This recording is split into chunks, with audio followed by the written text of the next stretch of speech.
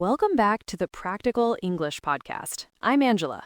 And I'm Mike. We're so glad you could join us today.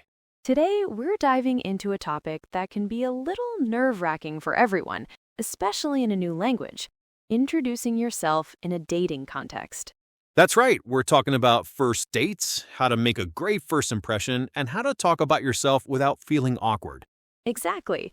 We'll cover everything from easy small talk to sharing your feelings, and we'll give you plenty of useful phrases along the way. So if you're ready to make your next first date a success, let's get started. All right, Mike, let's start with the big one, the first date. The first few minutes can feel so high pressure. They really can. You're meeting someone new, you want to make a good impression, it's a lot.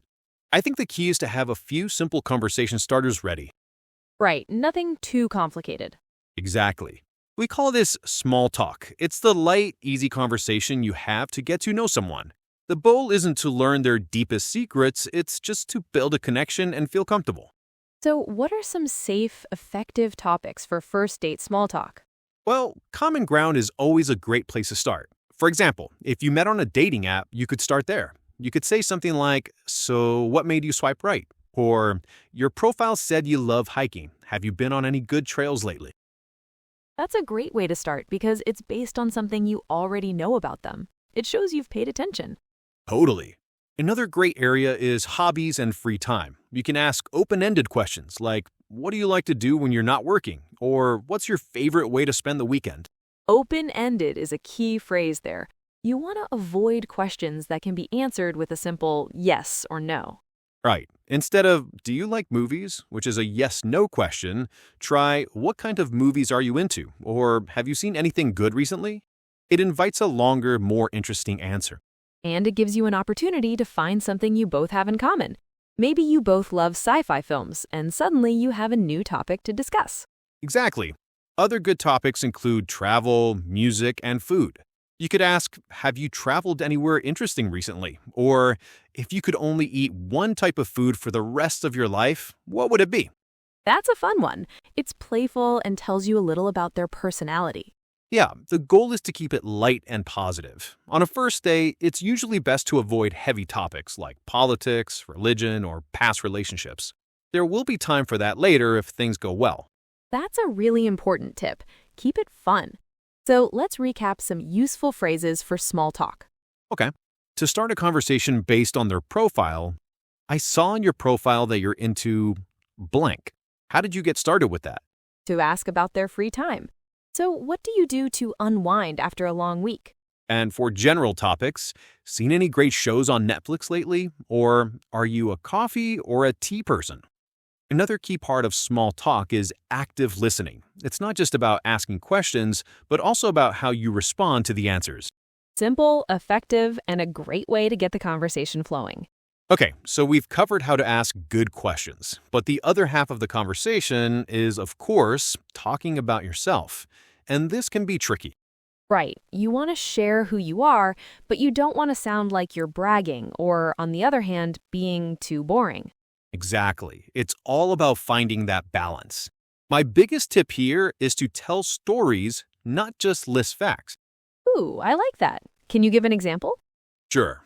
Let's say your date asks, "What do you do for work?" The factual, boring answer is, "I'm an accountant." Yeah, that doesn't give much to respond to. Right, but a story-based answer could be something like, "I'm an accountant," which might sound a bit dry, but I actually work with a lot of small, creative businesses. It's really cool to help artists and designers figure out how to make their passion a successful career. Oh, that's so much better. It tells them what you do, but it also shows what you value and what you find interesting about your job. It gives them more to ask about. Precisely, it opens up the conversation. You can apply this to any topic. Instead of saying, "I like to travel," you could say, "My favorite trip ever was to Vietnam. The food was just incredible. I think I had pho for breakfast, lunch, and dinner." And then they can ask about Vietnam or what other foods you like or where you want to travel next. It's about painting a picture of your life, not just listing the details. So, what are some good things to talk about? Your passions are a great place to start. What excites you? What do you get lost in? That's a good one. Talking about your passions shows enthusiasm, which is very attractive. You could say, I'm really passionate about photography. I love exploring the city on weekends and trying to capture it from a new angle. Perfect. You can also talk about your goals or something you're learning. For example, lately I've been trying to learn how to play the guitar. I'm terrible so far, but it's a lot of fun. This shows you're motivated and have a sense of humor. I love that. It makes you seem more human and relatable. Now, just like with small talk, there are some topics to be careful with. It's probably not the best idea to complain about your job, your ex-partner, or money problems on a first date. Definitely. Keep the focus on the positive. The goal is for the other person to enjoy their time with you and want to see you again. So let's list some useful phrases for talking about yourself. Okay.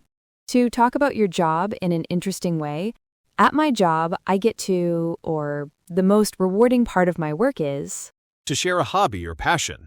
In my free time, you'll usually find me, or something I'm really into right now is, and to share a goal, one thing I'm working on right now is, or I'm excited about learning. Using these frameworks can help you share who you are in an engaging and positive way. And remember, when you're sharing, the goal is to connect, not to impress. It's easy to fall into the trap of only sharing your biggest accomplishments, but sometimes sharing a small, relatable story can be more effective. Okay, this next part can feel like the most difficult. How do you talk about feelings or what you're looking for in a relationship without seeming too intense or scaring the other person away? Yeah, this is a delicate dance. First, I'd say that for most first dates, you don't need to have a deep conversation about the future of your relationship.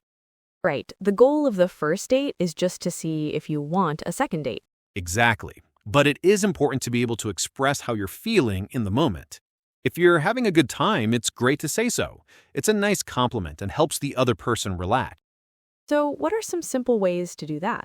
You could say something like, I'm really enjoying this conversation, or this is really fun. Towards the end of the date, if it went well, you can be a bit more direct. I've had a really great time with you.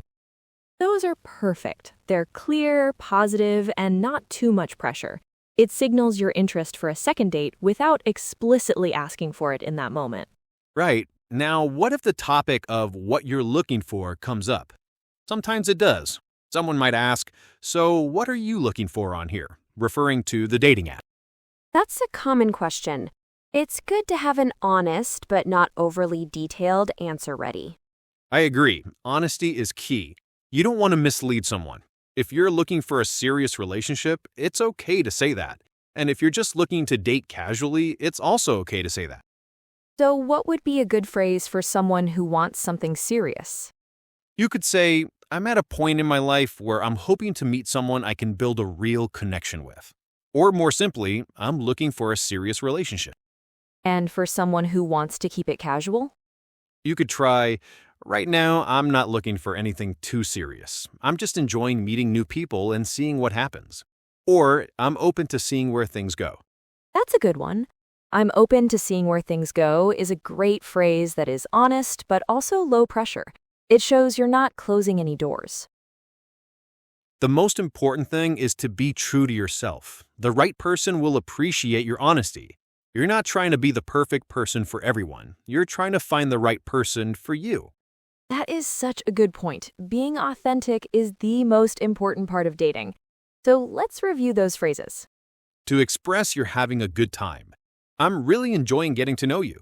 To say you'd like to see them again, I've had a great time tonight. I'd love to do this again sometime.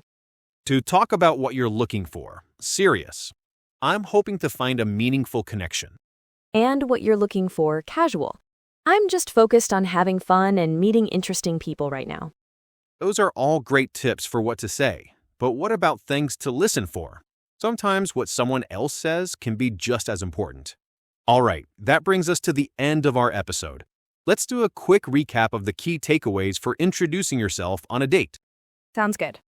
First, for small talk, keep it light and positive. Ask open-ended questions about hobbies, travel, or media to get the conversation started.